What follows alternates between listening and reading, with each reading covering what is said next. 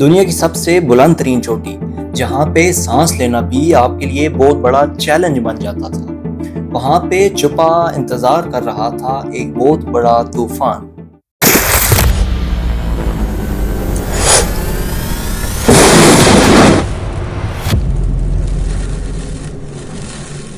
10 مئی 1996، وہ دن جب Mount Everest نے دنیا کو یاد دلایا کہ قدرت کے سامنے انسان کی کوئی بھی بات نہیں چلتی۔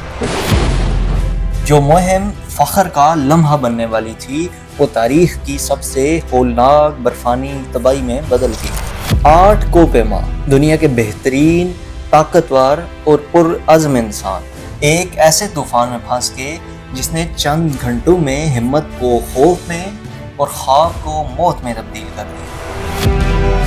لیکن آخر وہاں ہوا کیا تھا؟ ایک کامیاب چڑھائی اچانک موت کی دوڑ میں کیسے بدل گئی؟ یہ کہانی ہے حوصلے، قربانی اور اس لمحے کی جب فطرت نے انسان کو جھکا دیا۔ مئی کے آغاز میں موسم صاف تھا، آسمان نیلا اور ہوائیں پرسکون۔ 2 بڑی ایکسپیڈیشنز اپنے خوابوں کے آخری مرحلے میں تھی۔ ایک کی قیادت روب ہال کر رہے تھے، نیوزی لینڈ کے تجربہ کار کوہ ماہ، جو ڈسپلن اور اپنی ٹیم کے لیے مشہور تھے۔ دوسری ٹیم اسکاٹ فشر کی تھی، ایک امریکی مہم جو اکثر کہا کرتا تھا، پہاڑ تمہیں طاقت دیتا ہے اگر تم اس کا احترام کرو۔ ان کے ساتھ کچھ ایسے لوگ بھی تھے جو پیشہ ور کوہ ماہ نہیں تھے، ڈاکٹرز، بزنس مین اور وہ لوگ جو صرف ایک بار ماؤنٹین کی ٹاپ پہ کھڑے ہونا چاہتے تھے۔ 26,000 فٹ کی بلندی پہ شروع ہوتا ہے ڈیتھ زون، جہاں آکسیجن اتنی کم ہوتی ہے کہ ہر سانس ایک جدوجہد بن جاتی ہے۔ لیکن اس دن تھکن سے زیادہ خواب طاقتور تھے۔ درجنوں کوہ ماہ نے اپنا سفر شروع کر دیا تھا۔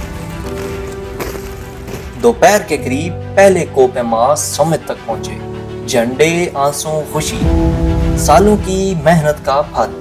لیکن ایورسٹ کا قانون واضح ہے، اگر دوپہر 2 بجے تک آپ واپس نیچے نہ آئے تو شاید آپ کبھی واپس نہ آ سکتے۔ مگر اس دن یہ قانون توڑا گیا، راستے بند، رسیاں تاخیر سے لگی اور چند منٹ جو زندگی بچا سکتے تھے گھنٹوں میں بدل گئے۔ BBC اور نیشنل جیوگرافک کے مطابق موسم کی پیشن گوئی غلط نکلی، طوفان طے شدہ وقت سے پہلے آ گیا، نیلا آسمان اندھیری آندھی میں بدل گیا، ہوائیں 100 میل فی گھنٹہ سے بھی اوپر پہنچ گئیں، برف تیز چاقوں کی طرح چہرے پر کٹنے لگی، وین ختم، سمت گم اور امید ٹوٹنے لگی۔ اسکاؤٹ فشر کی ٹیم ساؤتھ سمت کے پاس پھنس گئی۔ دوسری طرف روب ہال اپنے کمزور کلائنٹ ڈاگ ہنسن کو واپس لانے کی کوشش کر رہے تھے۔ انہوں نے پیچھے ہٹنے سے انکار کر دیا اور یہ بہادری جان لیوا بھی تھی۔ ریڈیو پر ان کی آخری آواز سنی گئی، ہم پھنس گئے ہیں، آج رات شاید واپسی ممکن نہیں۔ رات نے ہر چیز کو نگل لیا۔ سوچئے آپ -40 ڈگری میں ہیں، ہوا چیخ رہی ہے، روشنی غائب ہے اور صرف دل کی دھڑکن باقی ہے۔ آکسیجن کے سلنڈر جم چکے ہیں، ہاتھ اور پاؤں برف میں پتھر بن گئے۔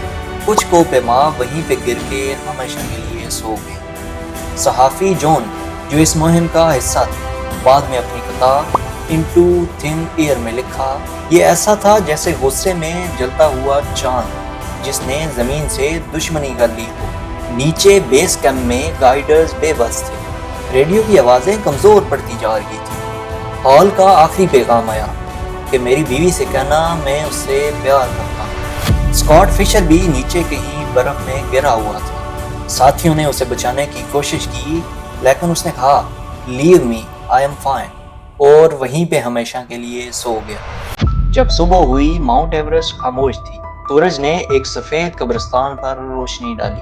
8 زندگیاں برف میں دفن ہو چکی تھی، کچھ کی لاشیں ملیں اور کچھ ہمیشہ کے لیے غائب ہو چکی تھی۔ لیکن اسی برف میں ایک کرشمہ بھی ہوا۔ ایک امریکی کوہ ماہ بیک ویدرز، جسے 2 بار مردہ سمجھ کے چھوڑ دیا گیا، اچانک سے زندہ ہو گیا۔ چہرہ برف میں جم چکا تھا، ہاتھ سیاہ اور جسم بے جان، مگر وہ اٹھا اور لڑکھڑاتا ہوا بیس کیمپ کی طرف چل پڑا۔ ڈاکٹروں نے بعد میں کہا یہ صرف زندہ رہنے کی خواہش تھی۔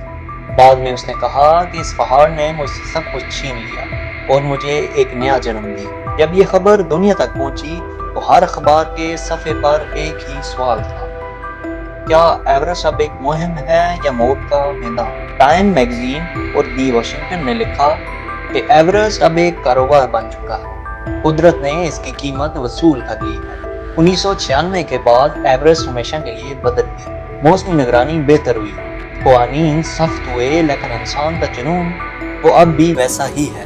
ہر سال بیس کیمپ پر لوگ نئے خواب لے کے آتے ہیں، کچھ کامیاب ہوتے ہیں اور کچھ وہیں رہ جاتے ہیں، مگر سب جانتے ہیں کہ 1996 کا وہ طوفان ایک وارننگ تھی۔ ابھی بھی دنیا کی سب سے اونچی چوٹی ایورسٹ ہی ہے۔ کہتے ہیں جتنا قریب آپ آسمان کے ہوتے ہو اتنے ہی قریب موت کے۔ یہ کہانی صرف ایک حادثہ نہیں بلکہ یہ ایک یاد دہانی ہے کہ قدرت کے آگے انسان کا غرور بے معنی ہے۔